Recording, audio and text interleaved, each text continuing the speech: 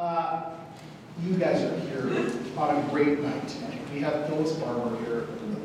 And I was talking to her earlier about the last time she read here. And I was actually playing music I was reading poems over a friend's music that night, so I sort of caught my own thing. And then Phyllis got up first to read. And for some reason, this building had piped in language from the auditorium upstairs. And so it ended up being sort of like a sound installation piece. And with Phyllis persevering through that, and she does it so well.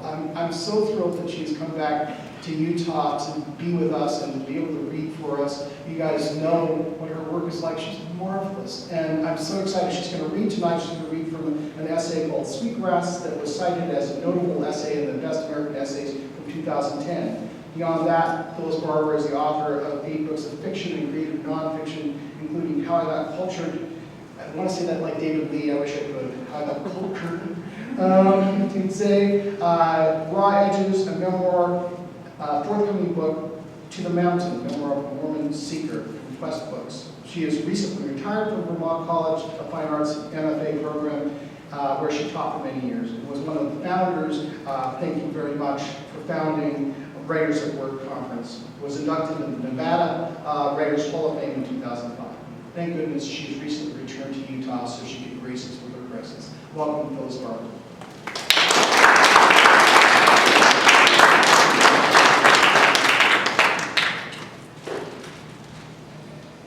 Thank you, Joel. You're always so generous. It's really fun to be back in Utah. I left here saying I'd never come back, and here I am. I'm reading tonight from a book that's forthcoming next May from Quest Books, and it's called To the Mountain, Memoir of a Mormon Seeker. That wasn't my title. I was much more subtle about this whole thing. But Quest wanted it to be Mormon Seeker because basically that's what it is. I was raised Mormon and took a 20-year hiatus from activity, and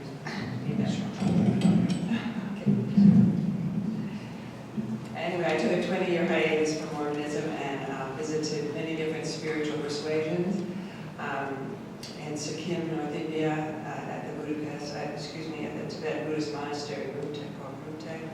I studied with a monk there for only a week, but it was a phenomenal experience.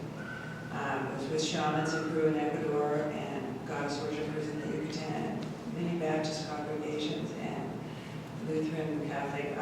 I just really had a great smorgasbord of spiritual experience with all these different angles into what religion is all about. So I am coming from the point of view of someone raised in the Mormon persuasion, so you'll hear that a little bit throughout. I'm not saying that's what the truth of the matter is. I'm saying that's the way that I learned to perceive the world. Okay. Sweetgrass. Could we stop in Mount Pleasant? I asked Bill, my second husband of 20 months. He's steering our car along the edge of the Atlantic. I'm watching the eternal flirtation between tide and shore. I'd like to check out those baskets. Haven't we seen enough today, he says. But a sweetgrass basket, they're famous. But do you need another basket, he asks. Admittedly, I'm known for my zealous shopping habits, my penchant to get sucked into a new place and try to take it all home with me. A desk clerk at our hotel had told me about the baskets. They're long, narrow leaf blades called treads, she'd explained and handed me a pamphlet, are woven into rows of coils, then sewn together with strips of palm leaf. So, Bill was waiting for an answer. So, I gave him one. Let's go back. And thus, there's nothing more to do than sit on the passenger side of the car, smell the ocean breeze, and run on like an encyclopedia.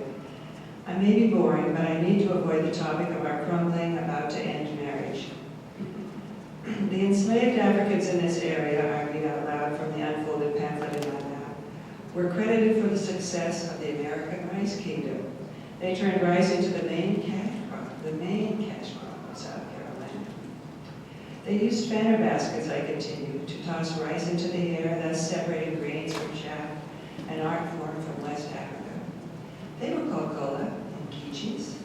Both men and women were more valuable to their owners if they knew how to make strong baskets. In a last-ditch effort at honoring the state of matrimony, Bill and I have planned a trip to Charleston with its gracious architecture and silent hospitality. At the moment, we're driving on the Old Ocean Highway toward Mount Pleasant, 4 miles north of Charleston, 18th century America's largest slave marketing center. A fact easy to forget in the charm of the city, though easy to remember with Confederate flags displayed on bumpers of passing cars. Sweetgrass Basket Highway, a sign reads, we've arrived. I crane my neck to check out a deserted basket stand we're passing, but see no sign of sweetgrass art hanging from its nails. No wares in sight. The basket ladies must have gone to a late lunch, I say. Good, Bill says, turning on the lever for a left-hand turn around. I remarried Bill, by the way, 3 years ago, so we've made peace. But this is about the not-peace stuff. I crane my neck to talk it out. These people knew rights, I'm thinking, and I want to make a little song with those words as my father used to do. Sing it to Bill to enchant him. But he's already decided my little songs are weird. I've already decided he doesn't understand my or my father's need for little songs. See, island people, I could sing, listening to the waves. That had a nice sound to it. These people took charge when plantation owners, afraid of yellow fever and malaria, bred in the low-lying swamps, hightailed it back to Charleston. Africa in these islands, more and more unwilling slaves brought to ensure the success of rights, more and more African tradition brought to the Americas. Maybe, I still persist, maybe we can find just one stand that's open. Bill keeps his eyes on the road. Why is sweetgrass sweet, I ask myself, feeling the need for a basket blessed by sweetness. Something like the smell of morning before the dampness from high tide evaporates. We drive past the dunes and lapping waves, the windows open, the salty aroma of sea wind filling the rented car, almost erasing the scent of stale air freshener and other difficulties. Half an hour from our resort, we stop for an early dinner. Bill loves soft-shell crab. After being seated at a small square table in a run-of-the-mill roadside place, I notice a group of 13 or 14 black women sitting at a long table. It isn't hard to overhear their excited talk. I try not to eavesdrop, but their rich voices pull on me like a magnet. Musician in every pore, lover of anything with a good melody. There are women of all sizes, some of them filling more than their chairs, their ample bosoms resting on the edge of the table. Their voices waft like snatches of melody across the room. Unable to concentrate on the menu, I rise and almost float to where the ladies chatter like songbirds. I can't help myself. At the table, the conversation runs so thick that no one looks up, but after I stand there for a while, a thin woman dressed in a tan jacket acknowledges me with a pleasant enough smile. Excuse me, I begin. The rest of the ladies stop talking for a few seconds to peer over their glasses, or out of the sides of their eyes and look down at our end of the table. I couldn't help but overhear you talking about choirs. Are you ladies in a choir? Are we in a choir? The woman in tan echoes my question. Does a dog bark? Right on, sister, a bevy of voices chimes in. We're the best, one woman says, already wearing the crown of victory. We're going to show those Georgia people this weekend. Battle of the choirs that will rise victorious. Ooh, is it possible to hear you sing, I asked with great hope, even while suspecting I could be viewed as a bossy white woman, thinking black folk needed to stop everything and pay attention. I love gospel choirs. You're gospel, aren't you? That's right, honey. In 2 days, we're making a bus trip over to Georgia for the spring competition. Just had our last rehearsal, so we won't be around for you to hear. Sorry. I wish you luck, I say, wanting to stay longer, to join up with this choir and go to Georgia with these women made up of 90% water, just as I am. I can feel their liquid parts swimming with music, trembling just inside their skins. How I would love to be a speck on the shoulder of their bus driver, taking them to their destination. I turn to leave, and yet the word bus stays with me. A picture of Rosa Parks comes into my head, sitting on the front seat of a bus beneath a sign that reads, "We reserve the right to refuse service." I've read about Rosa and given serious thought to Emmett Till's unnecessary death. I've heard the I Have a Dream sermon many times. What were you doing over there, Bill asks. I sit down at our table and replace the napkin on my lap. Was that a good idea to interrupt them like that? I didn't need to be rude, I say. I knew those ladies were in a choir the moment I saw them sitting there. I knew it. I can't help but think that Bill definitely doesn't understand me if he doesn't know why I got to talk with those women. If he doesn't understand the thing that happens when music slips into a room and performs its magic wiles on my open ears that can't resist any kind of melody, spoken or sung. It's true. I can't help myself. A storyteller named Mary Ritchie once said that sweetgrass is the hair of our mother. Each strand alone not as strong as when it's braided with other strands. Sweetgrass has a vanilla fragrance. It grows wild in wet meadows and at the edges of sloughs and marshes and bogs, on shaded stream banks and lake shores. It also grows in bands not far from the high tide line, usually behind the first dune. It flourishes in company rather than solitude. Holy grass, Mary's grass, midnight grass, manna grass, bison grass, sweet, sweet aroma that's pungent after harvesting, even more pungent when dried and moistened.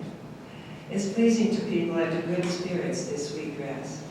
When it's burned, prayers, thoughts, and wishes rise with the smoke, spiral into the air in a translucent column of white, and ascend to the Creator, who will listen when sweetgrass speaks. It's now Sunday morning, and we're driving around Port Royal. Bill is helping me look for an unassuming church where I can join with the locals to worship. Since I heard about the Gullah descendants a few months before, I wanted to be with them. I intuit a sense of their purity, and my soul longs for purity. It also longs for a clean slate and a new beginning between me and Bill, but that only happens when a life is newly created. We've chosen not to see how we're the same. And this makes me think about religion, race, education, politics, and the differences that engender comparisons. The main thing Bill and I have been seeing is our differences. We're slaves to maintaining these differences, I think. Bill is Jewish, I was raised Mormon, two different cultures. Even if I have a great-great-grandmother who carefully wrapped a menorah in a blanket in her wooden steamer trunk when migrating to Utah from Denmark in the 1800s, a line has been drawn between us. Cultural differences, my way, your way of doing things. But why does this necessity keep reappearing? Why do people repeat things like, my dad's bigger than your dad? Or, my God is the only God, and you are thus an infidel. Even some black people compare themselves to each other as high yellow, chocolate, caramel, olive brown, ebony, coal black. We're all made of the same chemistry, yet somewhere buried in the human psyche, there seems to be a tendency for hierarchical distinctions to see ourselves as closer to perfection, more valuable. There must be a way to transcend this insanity of differences, of pointing fingers, calling names, partitioning, comparing, and ridiculing. Music is one way. The universal beauty in operatic arias, violin concertos, straight-ahead jazz riffs, and definitely in those blues, spirituals. Gospel singers know how to channel spirit like a lightning rod, those same people who've built separate lives after their clash with sheer ignorance. If gospel music is born out of suffering and burned into pure essence by fires of persecution, then this sounds like salvation to me. Maybe forgiveness is possible here. Please let it be possible. This 20-month marriage has been coming apart stitch by stitch. Too much baggage, too much prehistory. As a stopgap measure, we've been staying in Kiowa Island in a plush hotel room, complete with acres and acres of a golf course, sand dunes, gigantic sprawling oaks, and palm trees. When my first marriage of 33 years ended, feeling earthless and unmoored, I wandered into an on-again, off-again relationship with a much younger man with a drug problem, an obvious setup for failure. When the inevitable fulfilled itself, I thought a second marriage would take me back to balance. It hasn't. But I'm not built for the end of relationships, good, bad, or indifferent. I'm dissolving into a 100% body of water. When we flew into Charleston, in a break between my covert tears while reading an in-flight magazine, I told Bill that one thing I especially wanted to do was find a small, out-of-the-way African-American church where I could find some descendants of the Gullah people. the ones that have dreams about catching the moon with a fish net, the people who convince flowers to sing and trees to fly, the men who carve birds that lift out of their hands and flap their wings up and away. That's what we're doing this morning, driving up and down gravelly, uncurbed roads in Port Royal, the island where Union troops established a base in 1861, and where many escaped slaves, known as contrabands, joined the Union Army as laborers, cooks, teamsters, and servants. President Lincoln had opposed the idea of blacks being accepted into the Army, fearing this would push border states like Missouri over to the Confederacy. And many assumed a black man couldn't be trained to fight as well as a white soldier, even though Frederick Douglass, the abolitionist leader escaped from slavery, had said, "We are ready, we will go." So much history on these looping roads on a Sunday morning where many feet traveled before we ever arrived. Major General David Hunter took command of Port Royal in 1862. Short on troops, he recruited contrabands into a segregated black combat unit. President Lincoln, standing by his decision, wouldn't authorize funding to pay the troops. In 1863, however, he made a dramatic shift in policy with the Emancipation Proclamation, saying that free black men would be received into the armed services. The black regiment at Port Royal celebrated by singing, "My country, 'tis of thee, sweet land of liberty." On that, the first day, they had a country of their own, sung for the first time. Sweet liberty, sweet grass. Though when the war ended, the sweet land of liberty closed its doors once again. I have a passion for black gospel music sung in Second Baptist churches, Calvary Baptist, Charismatic Christian, wherever I can find simple, unadorned, pleading to and celebrating a God. I want to experience worship different from what I've known. I want to bust out and shout hallelujah and feel the music rise up from my toes. I want to tell African Americans I'm sorry for the arrogance, impudence, rudeness, cruelty, and hatred of some people with white skin who call the dark skin cursed, who've been terrorists burning houses and hanging boys like Emmett Till, whose only crime was being black. But then I've struggled with a racist inside of me, not immune to thinking my white skin had made me superior. I'm deep to the bone ashamed of the time in high school in 1957 when I told my English teacher, a man raised in the South, that I needed to be allowed to move away from the Negro girl sitting next to me in class because it seemed she hadn't had a bath in a long time. He shook his head vigorously in the affirmative, much more than casually. "I understand," he said. We became partners in righteous calumny in our mutual act to maintain a sullied reputation of someone darker than ourselves. He assigned me a new seat. And I wish I'd never accepted a dance with a genteel black-skinned boy I'll call Ned in 1959, when I didn't have the confidence of my Christian convictions that all of us are equal under the sun and in God's eyes. I didn't have confidence, period, at that point in time, viewing my physical self as a most awkward amphibian. I lived at the margins of popularity already. I didn't want to call further attention to that fact. I said yes when Ned asked me to dance. I'm bigger than prejudice, I told myself. After a minute of dancing a slow dance with him, however, I realized there was a foreign to me hand in mine, that my skin was touching what seemed to be his much different skin. Having grown up in the desert in Boulder City, Nevada, a strictly Caucasian community, and then in Las Vegas with the few Negroes I had seen, had been at a distance, I felt that his black skin against my olive, sallow yellow skin, forget white, was a transgression. I was failing the code of the norm. I was setting myself apart, God forbid. I avoided the soulful eyes of Ned, this nice, sensitive, handsome boy who'd asked me to dance. Too impressed, even encoded with not so subterranean high school and societal opinion, I caved. Miscegenation laws were still on the books in some states after all. A breach of these laws was considered a felony that carried a prison sentence. Even if Nevada had no such laws, these ideas had been carried like pollen through the air. I told Ned I wasn't feeling well, that I had to go home, which I did. It was a lonely ride in my parents' 1950 Plymouth. Ned was nicer than most of the boys I knew, smarter, more courteous.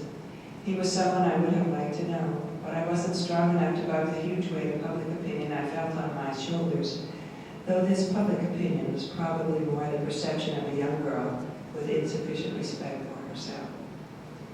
I felt empty inside. My hand that had touched his guided the steering wheel and drove me home to the edge of the desert. The world had revealed itself as an unfair place. I was a party to the unfairness. I arrived at a diminished place in myself. But this morning, as Bill and I drive the unpaved roads of Port Royal, I'm thinking that African Americans are my spiritual fathers and mothers. Maybe this is because, more strongly than ever, I have a ripening sense of what the word downtrodden means. Down at the heels, downfallen, underfoot. I'm thinking of my ancestors who worked the land in England with its class system, no change of caste allowed. I'm wondering about the illusion of the so-called classless society in which we're now supposed to be living, this society in which being black has been to occupy a lower caste because of not so subtly institutionalized racism. I'm feeling hapless in my own effort to bridge differences. I'm feeling contrite, low in spirit, and think maybe someone who's been there too can help me see my way back. Down and out, reaching out my hand. Somebody, catch my hand. We've been driving for about 15 minutes looking for a church to fit my specifications when Bill spots one, a tiny white clapboard building. He brakes. A dark blue van is parked in front of a simply constructed church needing a paint job.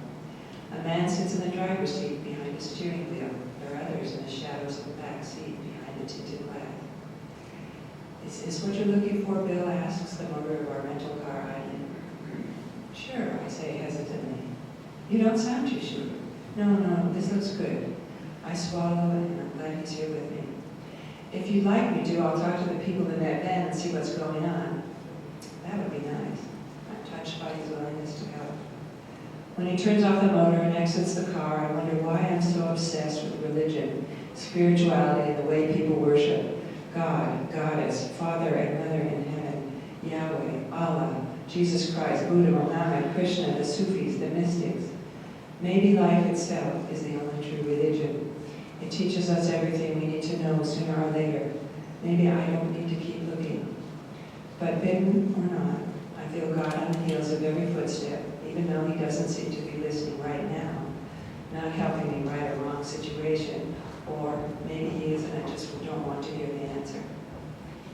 In my passenger side rearview mirror, I catch sight of a bent, dark gray woman walking toward the church, leaning on her cane that stabs the dust with each step. A draping shawl over her shoulders, she looks like Mother Time getting an 8-month start on a new year. She makes her way slowly to the steps of a church with its bare spotted siding, puffs of dust rising with each dragging step. Bill's back. He smiles as he slides under the steering wheel. Surprise! The driver of the van is the pastor. He says you're welcome to join them. The service starts in 15 minutes. He puts the transmission in drive. We'll drive around before it starts, okay with you? What do you mean, I say suddenly, the impact of his words sinking in. I'm welcome to join them? I thought you wanted to do this with me. I've been thinking about it. You have respect for this kind of thing, and at least you're a Christian. I'd only be an observer, some kind of sociologist. That's not fair. But think about it. I consider his words. I decide he's right. I can do this. 1 basket a day, 6 days a week. A fanner basket was a winnowing tray, something like an inverted hubcap, a circular, barely curved bowl of a basket. A thresher tossed the pounded rice into the air, up, back, down, caught, thrown up again until the wind heard the invitation from the sound of the rice rising and falling. It carried chaff in an upward spiral, up and away from rice cascading in midair. Rice and more rice until the bags were filled, until the wagons were filled, until the horses strained to pull the wagon to the docks. Early basket makers were men who made large baskets from bulrushes for storage and for carrying a row's worth of vegetables. Between growing seasons, they made baskets for plantation use and for sale by the owners, a good basket maker equaling a valuable asset. Bulrushes being hard in the hands, the women who wove found that sweetgrass was more pliable, softer, sweeter. They favored the production of delicate baskets for small uses such as sewing, bread, fruit, socks, and rings. The ripping of a blade of the stem of a saw palmetto was and is their musical instrument. These daughters and granddaughters and great-granddaughters who still carry on the tradition brought to 17th century America. One basket a day, 6 days a week. What will be placed in my basket? What will be brought? What will be taken away? There's hope in the use of their hands and in the smell and feel of sweet breath. We navigate a few more dusty roads, Bill and I. After he circles the car back to the church, wishes me well, and I climb the dusty stairs on the front porch, I think that the inside of this church seems even smaller than the outside. 2 slightly dusty windows allow a share of morning light. A congregation of 18 people, including 5 children, sit in sparsely populated rows. I sit by an older woman with a green pillbox hat and greet her with my customary handshake. I'm happy to be with you today, I say. Her hand shrinks back from mine. She doesn't seem eager for more conversation, nor does she invite me to move any closer. A young boy sits across the aisle staring at this tall, long-nosed, long-boned white woman with graying hair. I smile at him. He smiles back, then ducks his head. I hope a choir will appear soon, dressed in their long robes, swaying from side to side as they rock down the aisle. But nothing seems likely to appear from behind the speaker stand. The more I assess these surroundings, this doesn't seem to be more than a one-room church with maybe a small cloakroom attached. Just then, the minister appears from the side door in his dark blue robes, the man who'd been in the driver's seat of the van, a blue-black man who reminds me of the backdrop of the starry heavens, planets, and moon. As I sit in a small sea of dark blue, the sun's slanted rays rest on the backs of the mostly empty pews. Good morning, everybody, he says, glancing my way. He seems somewhat timid or maybe uncomfortable, and I sense I might be an intrusion on the regular doings of his Sunday mornings. We welcome our visitor. Let's make her feel part of our worship today. All heads turn in my direction, some distrust, some disinterest, and a bit of mild curiosity. We're low in numbers today, which means we won't have a choir, sorry to say. Next week, Easter vacation over, we'll be back in full swing. But quiet now. Mama will now pray over us. Then he stands back and folds his arm. The same aging woman I saw working her way toward church rises slowly, her hand resting on the back of the pew, her eyes closed and her head bent back to beseech the heavens. The room is absolutely quiet. The April sun is warming the panes of glass, and I see a flash of reflected sunlight on Mama's eyeglasses. I thank you for the lying down at night, she says, ever so slowly in a soft, low moan of a voice. Her hands are clasped in front of her. I can see the long muscles extended at the sides of her neck, the tired ones that have been with her for a long time. Her voice sounds like the sea that carried her ancestors here. It has a slow, mournful echo of a language I don't know, a language with its own music, something from West Africa, possibly a deep melody from the ancient mother, the old whisper of wisdom rising up from the earth saying, "Here I am, my children, been through hard times, I'm weary, but children of my loins, I'm standing solid." The solemn, grateful sound works its way through the layers of my skin, through my ears and mind. She is a lullaby I could listen to all day. The mother caresses each of us with her voice, and in her arms we're beyond time. I thank you for the rising up in the morning, she continues. The word rising stretches into flight, and I feel myself rising with the upward thrust of her voice before it falls again, slow, steady, like the mellow waves that feather a shallow beach. Tears slip through my closed eyes as she says, I thank you for the blood that runs through my veins and gives me life.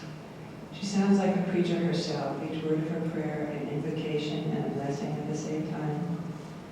I've never thought to be thankful for the blood that runs through my veins, or for the rising up and the laying down, those two simple things.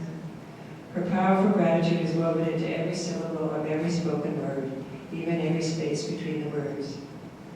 My hand is all I have for a handkerchief. I can't hear the rest of what she says, her voice being as soft as the way we used to sing, "Swing low, sweet chariot," when I was a child. And yet the hauntingly beautiful words touch me without the full hearing. Slaves, we are all slaves. Slaves to our fears, hurts, anger, jealousy, and greed, I think. Slaves to a small conception of our lives. Slaves to the chains that keep us silent, small, insignificant, and unable to speak because we don't believe in our worth. Except, I stop my musing. These people are not a metaphor. They are the embodiment. Their grandparents wore the visible chains. They felt the scorn of words and hearts much darker than their skin. And here they are, giving thanks while I'm crying. An ungrateful child among those who've been rejected and spurned and who know the inside out of crying until their tears have calcified. At the end of the sermon, the minister calls the congregation to gather in a circle. He tells us to hold each other's hands. I stand next to Mama and feel the flesh of her wiry head, which reminds me of the strands of sweetgrass tied together like a cord with strips of palmetto leaf. A hand that has done much, that has been witness to much, delicate yet firm, strong, resolute. This is the hand of a redeemer, a healer, one who has seen it all and can still forgive, one who can open her arms and receive the least of her sisters. I feel her power through my fingertips and electricity coursing through my hands and arms to the woman on my right. A circle, an unbroken circle.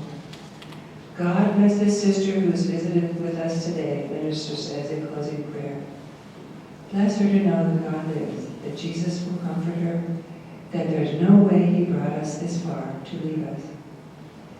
When the circle finally breaks, I can't do more than say thank you to Mama, my throat thick like it is, though I want to put my arm around her weathered neck and kiss her cheek.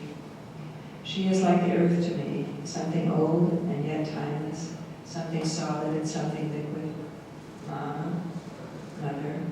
She looks at me from behind her thick glasses, and I can see eyes that reflect deeper eyes, and then deeper eyes, and then a place to rest.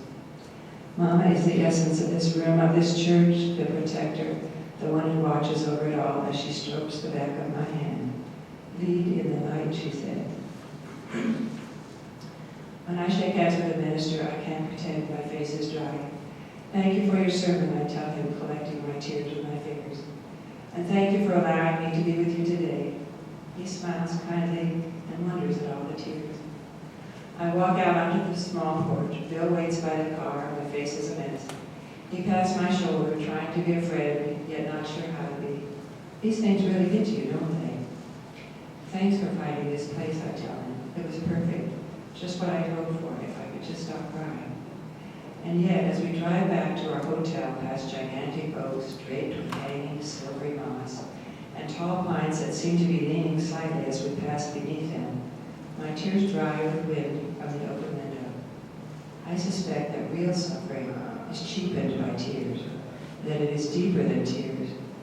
They are an element of initiatory, the cleansing agent to clarify and purify, as sweetgrass is a purifier and a reminder that the earth provides. But these tears are not suffering in the deepest sense. It's time to stop crying and surrender, a lily of the field, toiling not, spinning not. As I look up at one of those leaning pines with a halo of sunlight behind its top branches, I know I'm caught by a strong, fresh sense of knowing I've come too far for God or Mama to leave me. It is night, and I'm walking outside our hotel room, walking across well-groomed grass on this barrier island with its tennis courts, golf courses, nature tours, bicycle paths to the beach, and where sweetgrass had once grown wild and uninhibited. I walk just far enough not to worry Bill, but far enough away from the buildings to feel that the sky is up there with its flickering points of light. I think about catching the moon with a fish net, even catching a few stars in the same net, except if I reeled in the moon, there'd be no reflection from the sun, no light during the night, or this planet where we live. I mustn't be selfish and want this soft moonlight all for myself. I sniff the air. I think maybe there's some sweetgrass nearby at the edge of the golf course, though people say most of it has disappeared with the development. It's said to smell like newly mown hay. It's said to be useful in entering a blissful meditative state. Sweetgrass, the first plant to cover Mother Earth according to natives of the Great Plains. The sweetness of knowing we're growing in the midst of other grasses, the sweetness of feeling our roots crossed under this marsh where we walk.